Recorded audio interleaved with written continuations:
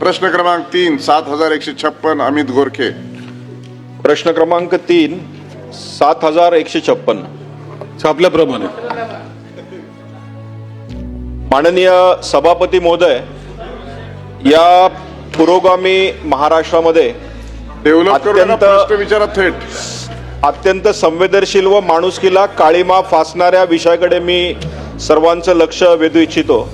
छत्रपती शिवाजी महाराज, महात्मा फुले शाहू महाराज व डॉक्टर बाबासाहेब आंबेडकरांच्या पुरोगामी या राज्यामध्ये आजही राज्यातील ग्रामीण भागातील मागासवर्गीय मृत व्यक्तीला मरणोत्तर सन्मानाने निरोप घेण्यासाठी संघर्षाचा सामना करावा लागतो। हे अत्यंत क्लेशदायक आहे। मृत झाल्यानंतर सार्वजनिक स्मशानभूमीत अंत्यसंस्कार करण्यास आजही विरोध होत आहे। हा केवळ विरोध नसून संविधानाने दिलेल्या समानतेच्या अधिकाराची मला वाटतं ही पायमल्ली आहे। दलित स्मशानभूमी कागदपत्रे आहे, जिथे जाण्यासाठी रस्ता नाही आणि ज्यांची शेती आहे त्यांना त्या स्मशानभूमीमध्ये जागा मिळते, पण ज्यांची शेती नाही त्यांना मात्र त्या स्मशानासाठी रोडवर जावं लागतं आणि रोड नाहीच मिळाला तर अनेक ठिकाणी कुठेही जावं लागतं। पावसाळ्यात गुडघाभर चिखलातून नदीपात्रात अंत्यसंस्काराला जावं लागतं, रस्ते मिळत नाही। पुरोगामी महाराष्ट्रात अजूनही जात आपली पाठ सोडत नाही, हेच यातनं दिसतं। मला सभापती महोदय काही 4 घटना आपल्याला सांगायचं आहे। घटना सांगू नका, प्रश्न विचारा। सोलापूर जिल्ह्यामध्ये माळेवाडी सांगोल्या या ठिकाणी मागासवर्गीय 23 ऑगस्ट रोजी रस्ता नसल्याने चिखलातून प्रेत नेलं आणि ग्रामपंचायत कार्यालयासमोर अंत्यसंस्कार झाला। जळगावमध्ये निपोणे पाचोरामध्ये बौद्ध समाजाच्या 15 सप्टेंबर 2022ला सार्वजनिक स्मशानभूमीत दलित महिलेच्या अंत्यविधीला मज्जाव, पोलिसांनी त्या ठिकाणी गुन्हा दाखल झाला। हीच घटना सेम बीड, अंबेजोगाई, लातूर, पालघर, छत्रपती संभाजीनगर व अहिल्यानगर मध्ये झाली।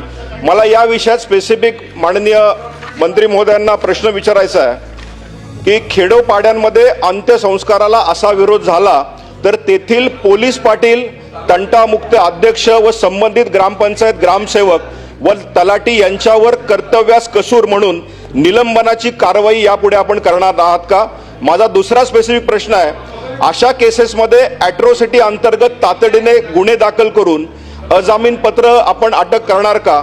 आणि माझा तिसरा प्रश्न आहे, अशा केसेससाठी राज्यस्तरीय हेल्पलाईन सुरू करून तक्रार प्राप्त होताच पोलीस संरक्षण देऊन अंत्यविधी पार पाडण्याची जबाबदारी जिल्हाधिकारी घेणार का? मंत्री महोदय। सभापती महोदय, मौजे पिंपरदरी, तालुका उमरखेड, जिल्हा यवतमाळ येथील बौद्ध समाजाच्या सौ अश्विनी स्वप्नील तलवारे हिने 21 वर्ष तिचं वय होतं। तिने 13/6/2025 रोजी कौटुंबिक कारणास्तव गळफास घेऊन आत्महत्या केली। आत्महत्या झाल्यानंतर तिला जेव्हा अंत्यसंस्कारासाठी घेऊन जाण्यात आलं तर त्या गावामध्ये 2 स्मशानभूमी आहेत।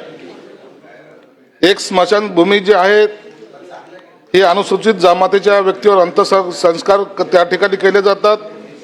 दुसऱ्या स्मशानभूमीमध्ये अनुसूचित जातीच्या व्यक्तीवर अंत्यसंस्कार केले जातात। अनुसूचित जमातीची जी स्मशानभूमी आहेत त्याला शेड आहे, परंतु अनुसूचित जातीच्या स्मशानभूमीमध्ये शेड नाही आणि ती गावापासून दूर आहे। त्यावेळेला पाऊस चालू होता, या ज्यांचं अंत्यसंस्कार करायचे होते काही लोकांनी सांगितलं की आम्हाला या ठिकाणी करू द्या, आणि त्यामुळे त्या गावामध्ये थोडा वाद निर्माण झाला। आमच्या स्मशानभूमीमध्ये नाही करू देणार असा काही लोकांचा आग्रह होता आणि मग त्यामध्ये तंटामुक्ती समितीचे अध्यक्ष असतील, तिथलचे तहसीलदार आणि पोलीस यांनी एकत्रितपणे येऊन तो वाद मिटवला आणि त्याच ठिकाणी ज्या ठिकाणी त्यांना आवश्यक होता त्या ठिकाणी अंत्यसंस्कार करण्यात आले। परंतु या गोष्टीची आम्ही दखल घेतली। त्यांच्यावर कुणी वाद केला असेल तर त्यांच्यावर अॅट्रॉसिटीचा गुन्हा दाखल केला का? तर त्या अधिकाऱ्यांनी, तहसीलदारांनी सांगितलं की अशी कोणती तक्रार आमच्याकडे प्राप्त झाली नाही। परंतु तरी काल मी त्या एसपींना, कलेक्टरांना आणि तहसीलदारांना यांच्याशी स्वतः बोललो।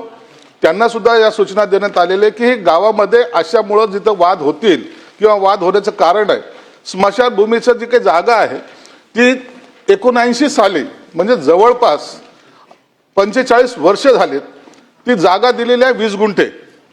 हे दोन वेगवेगळ्या आणखी घटना आहेत. 20 गुंठे जागा दिलेली आहे आणि ती गावाच्या बाहेर जरी असली तरी त्या ठिकाणी कोणत्याही प्रकारचं शेड नाही.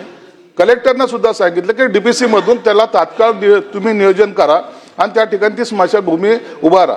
आता सध्याला त्यामुळं कोणताही तणाव गावामध्ये नाहीत म्हणून याची दखल शासनाने सुद्धा घेतली आहे.